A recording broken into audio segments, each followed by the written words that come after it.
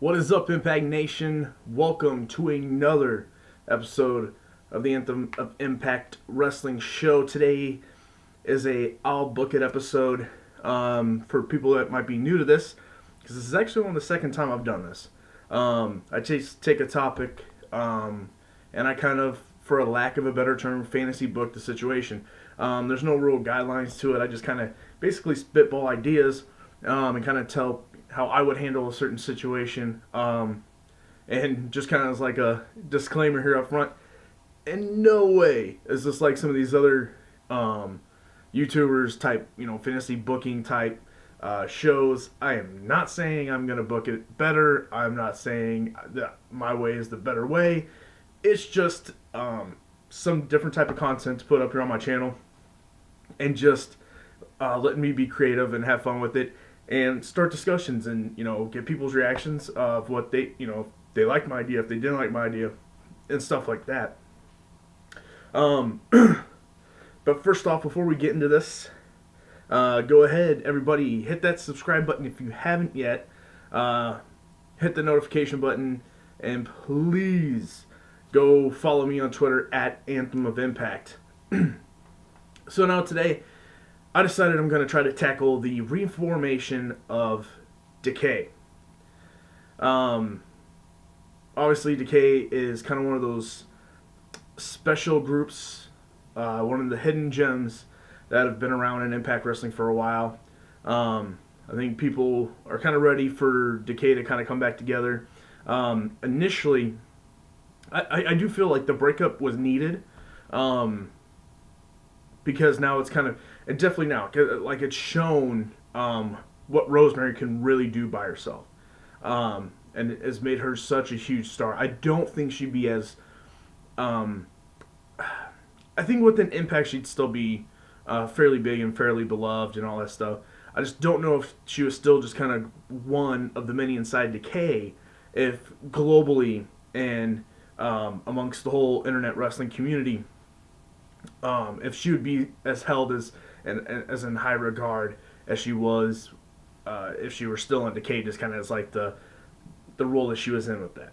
But I do think now, with her being so strong, I think you could bring back Decay, and I think it would be a lot of fun. And this is kind of how I would do it. So one of the matches going into Bound for Glory that everybody was hoping to see was the Red Wedding match. So I don't think you just start going, hey, we're back to a Red Wedding match, we're going to do this now. So you still kind of play around with reestablishing that rivalry between Taya and Rosemary,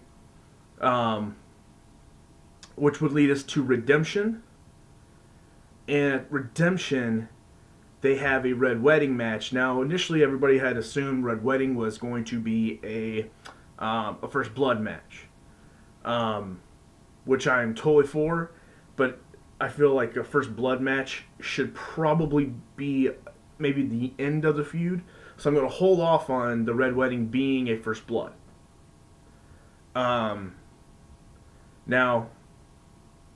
Redemption's coming up, so I'm going to use that as kind of a good timeline situation. So you rebuild the feud a little bit between Taya and Rosemary, which would lead to a Red Wedding match, which I'm going to kind of go with. I'm going to hold off on that, actually. We'll get to the Red Wedding match at the very end. So this match right here is just going to straight up be a street fight. Okay, just a normal street fight. That way, they can get bloody and keep wrestling, because I think that's kind of what this needs. And that's why I kind of say, like, hold off on the actual First Blood. So this match is just a normal street fight match type thing. You would rename it whatever to because this would be a match that Rosemary would come up with. Since it would be a gimmick, maybe do a Monsters Ball match here at Redemption. And you can go with it that way. But by the end of the match, Taya wins. And Taya wins by, again, turning Rosemary's Mist onto her. Now, that's happened a couple different times now. Sienna beat her by switching it. Laurel Van Ness, I believe, beat her by switching it. And some of these different things. So you do that again, and Taya's done it before whenever they were kind of trying to get to that Red Wedding match. And the reason why I say you do this is because then this match, Taya continues to beat down because it's gotten to that point where Taya wants to get rid of Rosemary. So by this kind of beatdown, post-match beatdown, while she's blinded and poisoned by her mist and everything else, the lights go dark in the middle of a beatdown. Lights come back up and Rosemary's gone. Taya's still just like, oh wait, what's going on? So this kind of establishes that this has forced the Hive to take Rosemary, and then they have taken her back to a dark place. So now she's gone for at least a month. You do not see her on TV, nothing. After about a month, you start seeing these random vignettes that get played, that to where they're vague. It's never saying like at the end like Rosemary is coming or Rosemary returns or none of that stuff. It's just like real random vignette packages that are very vague. You can't tell that it's Rosemary, but you're pretty sure that it could be a returning Rosemary. So it's just hints enough that it could be a returning Rosemary. So you get that for a couple weeks. Then after that, those vignettes, those same type of vignettes start popping up on the big screen and either during Taya matches, after Taya matches, something like that. And then, like lights go out, different lights are flickering. You hear different sound effects, but through it all, you hear Rosemary's voice. And she's very lightly taunting Taya and, in very cryptic words, talking about something's coming or, the world will decay, something like that. But you don't use the actual word decay quite yet, because then that people would start jumping on that. So after a good month and a half plus, right, of these different mind games now, she's been gone. Now there's mind games with Taya. It starts with Taya again. Now Rosemary actually starts showing up after some type of, lighting thing or whatever, and she beats down Taya.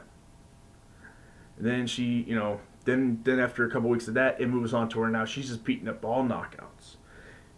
That leads to, that would then lead to at one of these impacts where Rosemary finally physically shows up. Maybe they're setting up a kind of a lot like a full knockout kind of thing where all of them are in the ring, they're talking about something, or after they all start brawling because they're all wanting the Knockouts Championship or something. Rosemary then pops up on the screen, or right in front of the screen on the stage, and then she starts promising the Knockouts division, and soon all of Impact Wrestling will decay, right?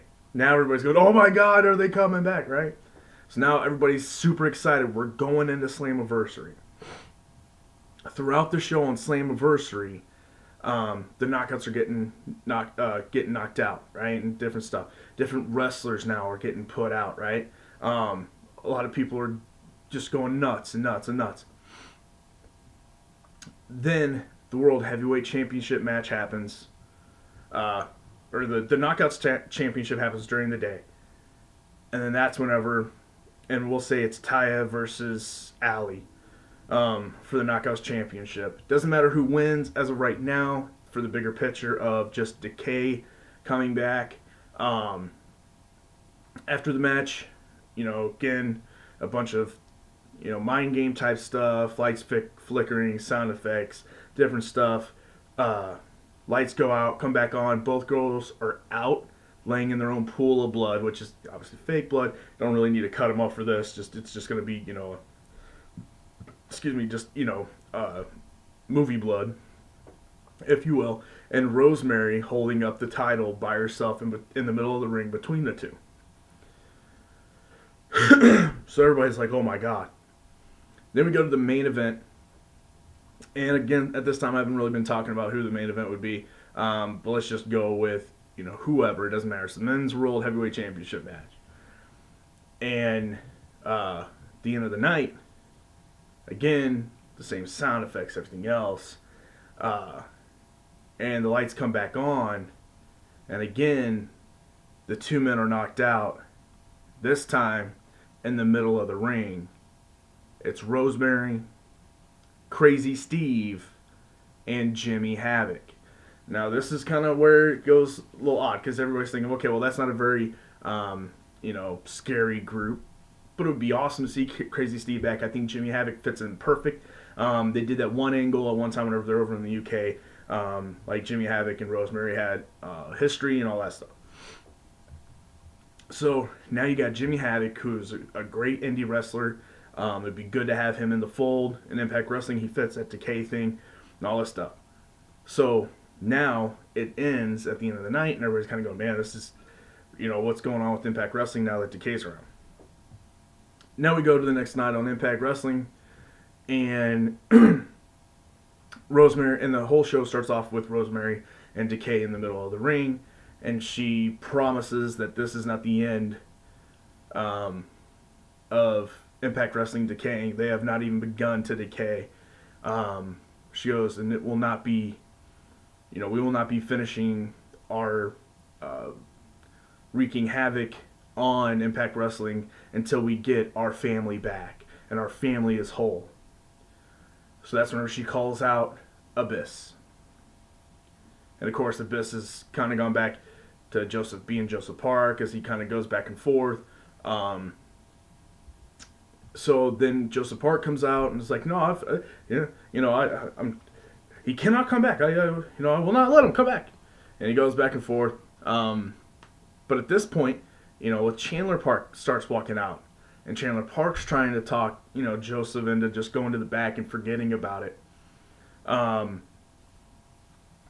then Rosemary says something about the only way to bring back the beautiful one is to make you decay. And then all of a sudden, out from nowhere comes Congo Kong, knocks the hell out of Joseph Park and Chandler. Jimmy Jacobs is jumping them. Then Jimmy Havoc comes down, and Crazy Steve comes down, and they're all beating them down, both from Chandler and Joseph Park. So now Congo Kong and Jimmy Jacobs are members of Decay, which is huge, right? So now you got your monster. Got Jimmy Jacobs is still, he can wrestle, but he can't. But now he can be a mouthpiece as well. So Rosemary's not just a mouthpiece anymore for Decay. Jimmy Jacobs can also take that load.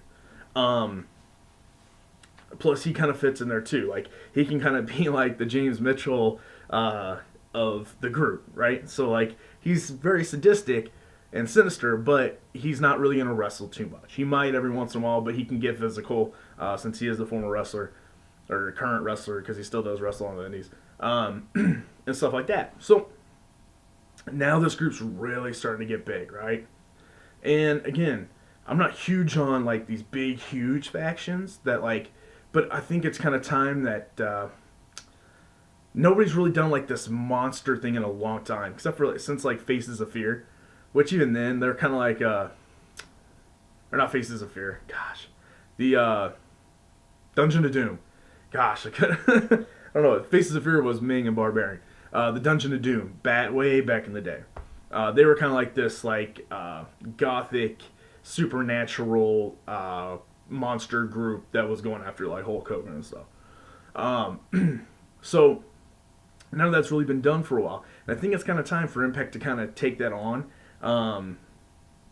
Having like one bigger fashion take on kind of the rest of the locker room. So anyway, so again, that's what happens. So then throughout the next several weeks, that's what they're doing. They keep trying to take Joseph to this whole dark place and everything else. Which, again, leads us to, now again, I would put, and what I'm hoping for, because I've said this before, many other things, that not only we're going to get Redemption on the 22nd, which then puts something in between Bound for Glory going to Slammiversary, I'm hoping that they add another pay-per-view going from Slammiversary to Bound for Glory. What that pay-per-view would be, I don't know. Since we're not getting locked down in April, maybe we'll get locked down then. I would hope for it. According to reports, it's not going to happen, but that's fine. It doesn't need to. But I'm going to say, for the point of this, I'm putting a pay-per-view somewhere in between there, and I'm just going to call it, I don't really know. Let's call it, Hard Justice. They're bringing back Hard Justice, because this would kind of fit what I want to do. Now, since they've been wreaking havoc, they're gaining titles now. Rosemary actually is the legit Knockouts champion. Crazy Steve and Jimmy Havoc are now the tag team champions, and Congo Kong is, believe it or not, I know it'd be weird, but I think it'd be kind of cool, your world heavyweight champion. Again, it makes sense to, number one, he's a monster, so yeah, you can put that title on him, but two, you can put that title on him a little more legit with everybody else that would also do their type of mind game and gang mentality type situation. No, more numbers than not. So now he's your world heavyweight champion. So now we're going into Hard Justice, and finally Impact officials have decided to bring back Lethal Lockdown, and it's going to be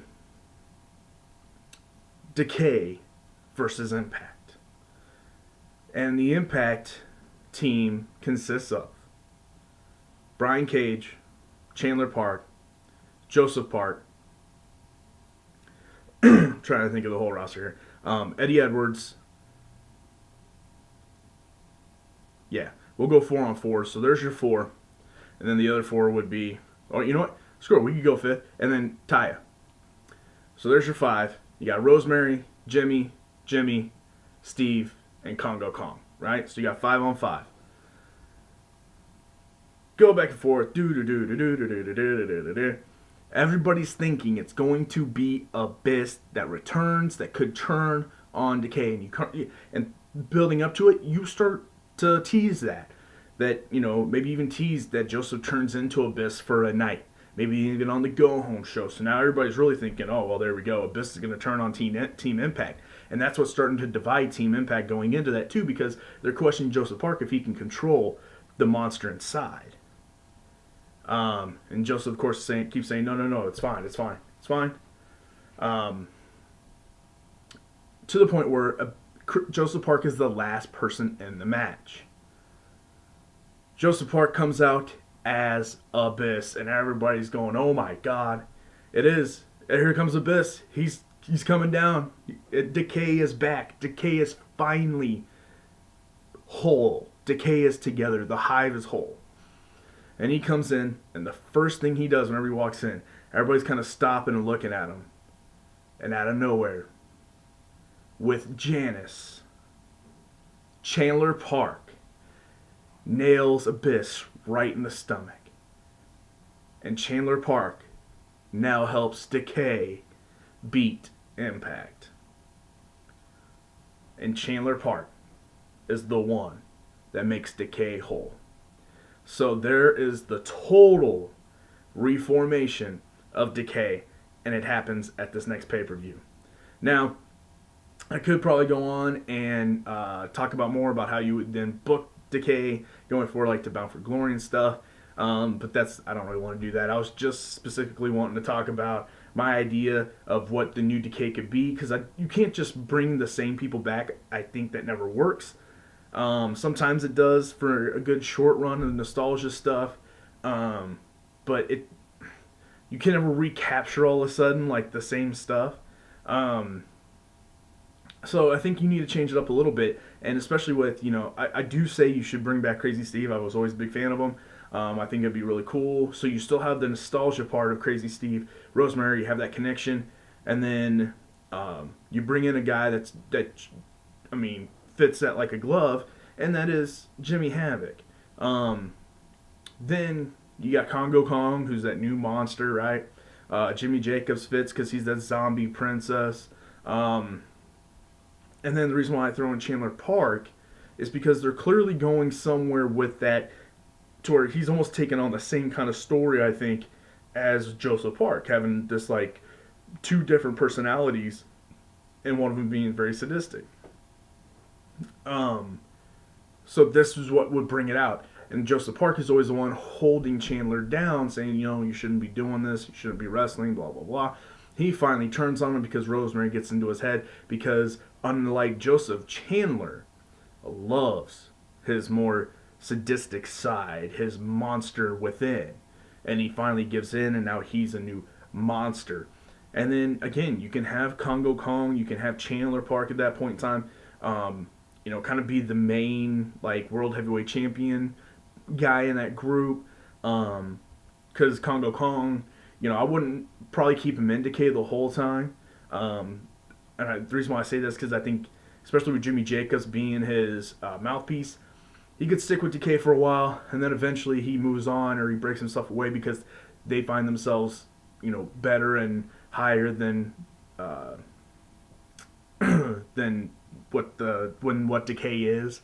So you could always break him off, and then Chandler Park and him can go back at it. As far as their feud goes, he can win the World Heavyweight Champion. I think Chandler Park, Ethan Page could actually be a pretty good World Heavyweight Champion if you let him run with it. So that's kind of my ideas. If you guys like my ideas or want me to talk about something else, have me book something else, have a topic for me, please leave it down in the comments, or like I said, hit me up on Twitter at Anthem of Impact. Man, there's a lot of things I like to talk about too. I like to do some more videos, talking about a couple different things. I don't know if I'm going to or not, but keep on the lookout for some more videos.